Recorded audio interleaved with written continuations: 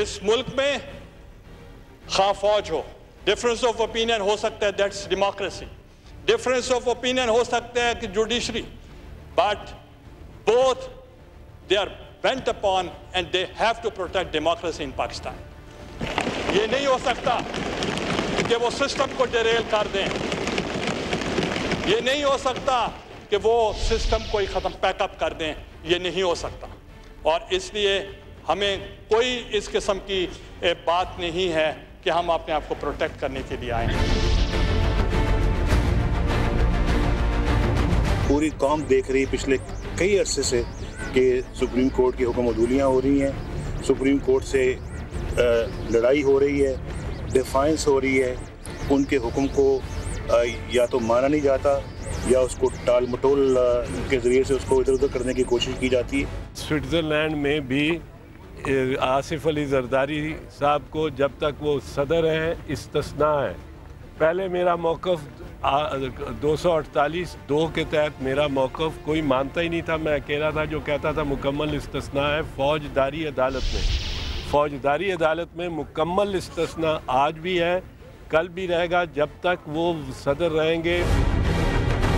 Supreme court ने अगर ख़त लिखवा दिया और मजबूर किया ख़त लिखवाने पे और उन्होंने कह दिया कि हम इस पे एक्शन ही नहीं लेते, तो फिर ज़रा सुप्रीम कोर्ट को भी की भी इज़्ज़त में ज़रा फ़र्क आएगा। मैं सुप्रीम कोर्ट की इज़्ज़त और डिग्निटी को बहाल रखना चाहता हूँ।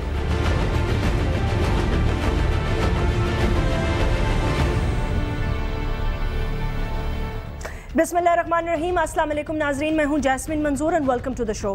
नाजरीन, कल बहरहाल वज़ीर आज़म यूसुफ रज़ा गिलानी साहब तौहीन अदालत का नोटिस मिलने के बाद आला अदलिया के सामने सुप्रीम कोर्ट में जवाब दे होंगे। और जवाब क्या देंगे? वही जवाब जो 2 साल से उनसे तलब किया जा रहा है, वो एक ख़त जिसने पूरे पाकिस्तान की सियासत को होस्टेज ले रखा है।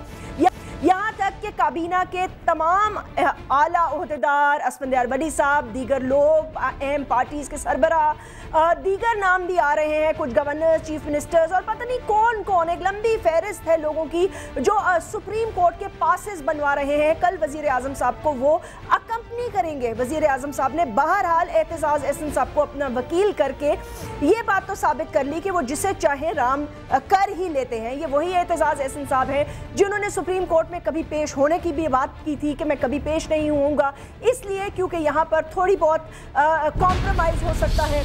उसके साथ साथ ये वही एतज़ाज़ एहसन साहब हैं जिन्होंने सदर मुमलिकत स्विस्को केट्स और NRO के ख़िलाफ़ खुल कर बोला और बहुत बोला। आज वो ये कह रहे हैं कि इस्तिस्ना हासिल है, अलबत्ता ये एक वो वाहिद बात है जो वो शायद शुरू से कह रहे हैं।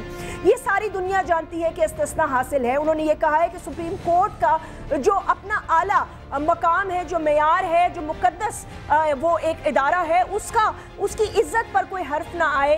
तो ये सवाल पैदा होता है कि पिछले इतने सालों से आखिर हो क्या रहा था, इतने महीनों से हो क्या रहा था। सुप्रीम कोर्ट ने, उन्होंने कहा अगर कहा कि ख़त लिख दें तो लिख दिया जाएगा। ख़त ही तो लिखने को वो कह रहे हैं और वो कह क्या रहे हैं इतने अरसे से। बहरहाल सुप्रीम कोर्ट में कल जो भी होगा वो आपके सामने मंजर आम पर आएगा। इसकी तरफ से पार्टी के अंदर का मौक़िफ़ भी बदलता हुआ नज़र आ रहा है, क्योंकि पहले वाज़े तौर पर यह कहा गया था, ये ग्राफ्ट केसेस हैं, आपको पता है स्विस के अदालतों के हवाले से मुशर्रफ साहब के दौर में बहुत चलते रहे और उससे पहले के इल्ज़ामात जो हुकूमत पर लगाए गए जब मोहतरमा वज़ीर आज़म थी। और अब जाहिर सी बात है उनके हवाले से ये भी कहा है सदर मुमलिकत ने, क्योंकि याद रहे इन केसेस में सदर आसिफ अली जरदारी को अक्यूज़ हैं, अक्यूज़ड नहीं। जो प्राइमरी अक्यूज़ थे वो मोहतरमा बेनज़ीर भुट्टो शहीद थी और उनके साथ जो को अक्यूज़ड हैं वो सदर मुमलिकत आसिफ अली जरदारी हैं। उन्हें इम्यूनिटी हासिल है और इसके साथ साथ हमें ये भी पता है, एतज़ाज़ साहब कह चुके हैं कि जब तक वो सदर मुमलिकत हैं उन्हें इम्यूनिटी हासिल है। लेकिन अगर ये केसेस खुल जाते हैं, अभी नहीं, लेटर लिख दिया जाता है और उसके बाद अभी नहीं खुलते, सदर मुमलिकत की टेन्योर पूरे होने के बाद फिर क्या होगा? क्या कभी इस घन चक्कर से हम निकल पाएंगे या नहीं?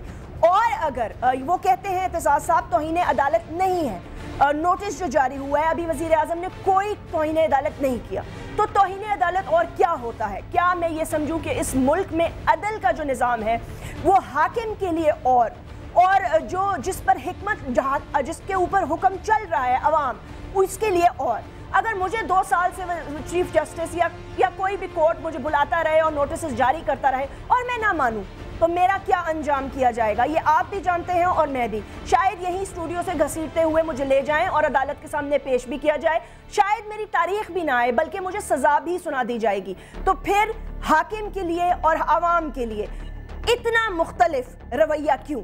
دیکھنا یہ ہے کہ کل اعتزاز احسن صاحب اپنے جو سامنے ان کی عدالت ہے اس کو موقف سے کنونس کر سکتے ہیں یا نہیں، کیونکہ چوتھا نقطہ تو یہی تھا نا کہ اگر امیونٹی ہے تو آ کر لے لو.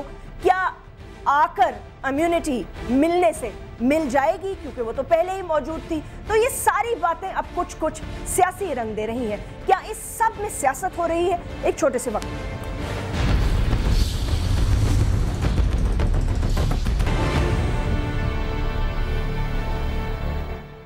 ویلکم بیک ناظرین. آئیے اپنے محترم گیسٹ سے آپ کا تعارف کراتی ہوں. ناظرین ہمیں جوائن کر رہے ہیں ہارون الرشید صاحب اور بہت ہی سینئر کالم نگار بھی ہیں، سینئر اینالسٹ بھی ہیں. تجزیہ بھی کریں گے صورتحال کس طرف جا رہی ہے، معاملات ٹھیک ہونے کی طرف ہیں یا معاملات جو ہیں وہ ابھی بھی تناؤ جو ہے وہ موجود ہے. عبدالقادر پٹیل صاحب ممبر ہیں نیشنل اسمبلی کے، پاکستان پیپلز پارٹی کے ایک بہت اہم رکن بھی ہیں اور ان کو بھی ویلکم کرنا چاہوں گی. عابد شیر علی صاحب ممبر ہیں نیشنل اسمبلی کے، پاکستان مسلم لیگ نواز کے، ینگ اینڈ انرجیٹک جو ایک پولیٹیشین ہے وہ ہمارے ساتھ موجود ہیں. آپ سب لوگوں کو بہت بہت وارم ویلکم، بہت شکریہ. یہ مجھے پتا ہے کہ اسلام آباد میں بہت ٹھنڈ ہے، بہرحال سیاست میں کافی گرمی ہے. ہارون الرشید صاحب کل کا دن کتنا اہم ہے ہمارے لیے؟ اور اہم میں اس لیے پوچھ رہی ہوں کیونکہ میری تو خدا سے یہ دعا ہے کہ اس کا کوئی پوزیٹیو اب ڈراپ سین ہو جائے، کیونکہ یہ بہت لمبا جو ہے اس کو طول دے دیا گیا ہے. اب خدا نہ کسی اور کام میں بھی لگے، کچھ اور ایشوز پر بھی بات کی جائے اور عوام کے ایشوز جو ہیں ان کو بھی ہائی لائٹ کیا جائے. نہیں، انشاءاللہ پازیٹیو آؤٹ کم ہی ہوگا. دیکھیے کارل مارکس کے بارے میں اور جو بھی رائے ہو، مگر ان کی ایک جو اوپینین ہے، ان کی ایک فلسفی بالکل صحیح ہے. کنٹراڈکشن جب شارپ ہوتی ہیں تو تبھی ریزالو ہوتی ہیں. تو کنٹراڈکشن شارپ ہو گئی ہیں، سارے تضادات واضح ہو گئے ہیں. اب انشاءاللہ حل سامنے آئے گا اور مثبت حل سامنے آئے گا. الیکشن ہوگا اور الیکشن کے نتیجے میں امید ہے کہ ایک ایسی حکومت قائم ہوگی جو عوام کے مسائل حل کرنے کی کوشش کرے گی. تو ہارون رشید صاحب اس کا یہ حکومت مطلب کل کا جو واقعہ ہے وہ الیکشن کی بیس بنے گا؟ وزیر اعظم کو آپ کیا سمجھتے ہیں؟ توہین عدالت، اعتزاز صاحب تو کہتے ہیں نہیں ابھی ہوئی نہیں ہے، ان کو خالی نوٹس جاری ہوا ہے، کل معاملات ٹھیک بھی ہو سکتے ہیں. دیکھیے اعتزاز احسن صاحب میں معافی چاہتا ہوں، ایک طرح سے عدالت کو دھمکی دے رہے ہیں. وہ کہہ رہے ہیں کہ میں چاہتا ہوں کہ عدالت کی عزت محفوظ رہے. عدالت کی عزت محفوظ ہے. عدالت کی عزت تب خراب ہو سکتی ہے جب وہ پریجوڈس پہ فیصلہ کرے، جب وہ غلط فیصلہ کرے، جب وہ آئین اور قانون کے خلاف فیصلہ کرے. تو میرا خیال ہے کہ درست فیصلہ ہوگا، آئین کے حدود کے اندر ہوگا اور انشاءاللہ اس میں سے راستہ نکلے گا. سر تھوڑا سا یہ بتا سکتے ہیں، واضح کر سکتے ہیں آپ کے خیال میں کس قسم کا فیصلہ ہو سکتا ہے؟ مطلب زیادہ سے زیادہ انہیں خط لکھنے کو کہہ دیا جائے گا اور وہ اپنی پوزیشن ایکسپلین کر دیں گے، تو 2 سال سے یہ جو لیفٹ رائٹ ہو رہے تھے بس معاملات ٹھیک ہو جائیں گے اس کے بعد؟ نہیں، معاملات تو راتوں رات کبھی بھی ٹھیک نہیں ہوتے. عدالت فیصلہ تو پہلے ہی دے چکی ہے ٹھیک کہ اپنا خط لکھا جانا چاہیے. ٹھیک، اب باقی تو توجیحات کا مسئلہ ہے، تو خط تو لکھنا ہی پڑے گا. اگر یہ نہیں لکھیں گے تو کوئی اور لکھے گا، اس سے تو انکار کیا ہی نہیں جا سکتا. تو باقی یہ ہے کہ کل ایک دن میں تو چیزیں ٹھیک نہیں ہو سکتی، بتدریج ٹھیک ہو جائیں گی ایک فیئر اور فری الیکشن کے ساتھ، جس کے لیے قوم ذہنی طور پر تیار ہو چکی ہے. اچھا، آپ سمجھتے ہیں کہ الیکشنز کا وقت آ چکا ہے اور آپ کیا یہ پریڈکٹ کر دیں گے اسی سال الیکشنز یا؟ میرا خیال ہے اسی سال الیکشن ہونے چاہیے. اندازے ہیں، انسانوں کے اندازے درست بھی ہوتے ہیں، غلط بھی ہوتے ہیں، بے شک، لیکن میرا خیال ہے کہ ستمبر اکتوبر میں الیکشن ہونے چاہیے. وہ کہتے ہیں سپٹمبر اکتوبر میں الیکشنز ہونے چاہیے. میں عابد شیر علی صاحب آپ سے اب گفتگو آپ کی طرف لے کے آتی ہوں. اسمبلی میں ریزولوشن بھی آئی، اعتماد بھی ظاہر کیا گیا اور اب پاکستان پیپلز پارٹی کے موقف میں ایک واضح بدلاؤ بھی نظر آ رہا ہے. بہرحال جو عدالت فیصلہ کرے گی وہی فیصلہ ہوگا، سب کو قابل قبول ہوگا اور کرنا بھی پڑے گا. لیکن آج جو اخباروں میں لکھا گیا اور جس طرح ٹیلی گراف میں لکھا گیا یا بیرون ملک جس طرح لکھا گیا کہ last week military gave Gilani a public dressing down for criticizing the two most senior officers. तो इससे obviously हमारी पाकिस्तान की एक सुबकी तो हुई है पूरी दुनिया में, headlines बनी है. कल आप समझते हैं मामलात सुधर जाएंगे और जैसे हारून रशीद साहब कह रहे हैं अब इलेक्शन के मोड में आ गया है पाकिस्तान?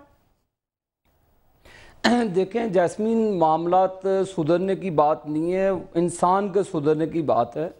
तो यहाँ पर जब इंसान जो इस सीट पे बैठा पिछले 20 सालों में नहीं सुधरेगा, ये एक पलंदा पड़ा हुआ है हुकूमत की, करप्शन का. मेरे पास इनकी फी मिनिस्ट्रियों में जाऊं, मतलब मैं नहीं, ये सुप्रीम कोर्ट मेरे पास, ये आपको वैसे डॉक्यूमेंटेड चीज़ें हैं जिसमें सुप्रीम कोर्ट का कसूर क्या है. मुझे पहले ये बताएं, क्या पाकिस्तान कौम की लूटी हुई दौलत जो पाकिस्तान की खून पसीने की कमाई है वो स्विट्ज़रलैंड के बैंकों में रखी हो, और जिसको साबित किया गया, मैंने नहीं साबित किया, ये स्विस कोर्ट्स ने साबित किया, और ये डॉक्यूमेंट्स मौजूद हैं, ये आपको हर जगह मिल जाएंगे. तो ये देखें, जब इस तरह की चीज़ें हुकूमत हो, और ये देखें 8,000 लोगों की NRO की लिस्ट है जिसमें सबके टॉप ऑफ द लिस्ट इस मिस्टर जरदारी है, और उस पर केसेस हैं, और आखिर में देख लें मनी लॉन्ड्रिंग SGS स्विस.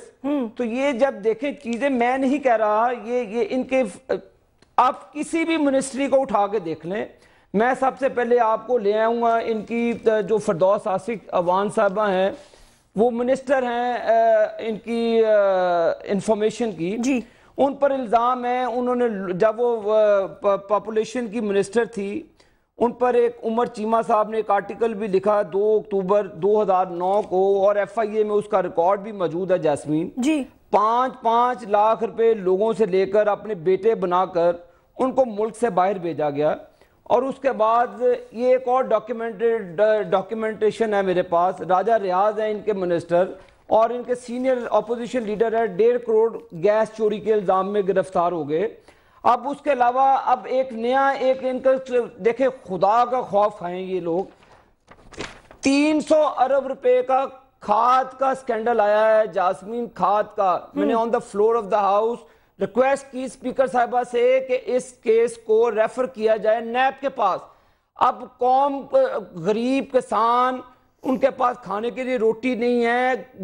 इस खाद की कीमत होनी चाहिए थी 1100 रुपए फी बोरी, या 1200 रुपए मैक्सिमम, 2 से 3 हजार रुपए में ब्लैक हो रही है, और 300 अरब रुपया कौम का हड़प कर लिया गया. इन मखदूम अमीन फहीम साहब को ले रहे, 2 करोड़ 4 करोड़ रुपए जनाब की जेब से निकल रहे हैं और बैंकों में जमा हो रहे हैं, उनको पता नहीं है. 32 करोड़ रुपया ले ले NICL स्कैंडल का ले लें. हाजियों के 5 अरब लूट के खा गए ये लोग. अब रेंटल पावर के जनाजे खरीदेंगे तो सुप्रीम कोर्ट ऑफ पाकिस्तान के पास हमारा राइट है, सिटीजन ऑफ पाकिस्तान, कि हम पाकिस्तान के लूटे हुए पैसे इनसे निकलवाएं. आप मुझे बताएं कि क्या सुप्रीम कोर्ट ऑफ पाकिस्तान गलत कर रही है, इन चोरों को हाथ डाल रही है. इनके हामिद सईद काज़मी साहब जेल के अंदर हैं, मखदूम अमीन फहीम साहब से पैसे निकलवाए गए हैं, और ये बजाय इन मिनिस्टरों से रिजाइन ले और गुड गवर्नेंस की एक मिसाल पैदा करें. मैं अब किस किस की मिसाल बताऊं, मेरे पास ये पलंदा पड़ा है, मेरे वो सुप्रीम कोर्ट के दीवारों पे लिखा गया हुआ है. अब ये जजेस को आके क्रिटिसाइज करते हैं, जजेस ने ये कर दिया, जजेस ने ये कर दिया.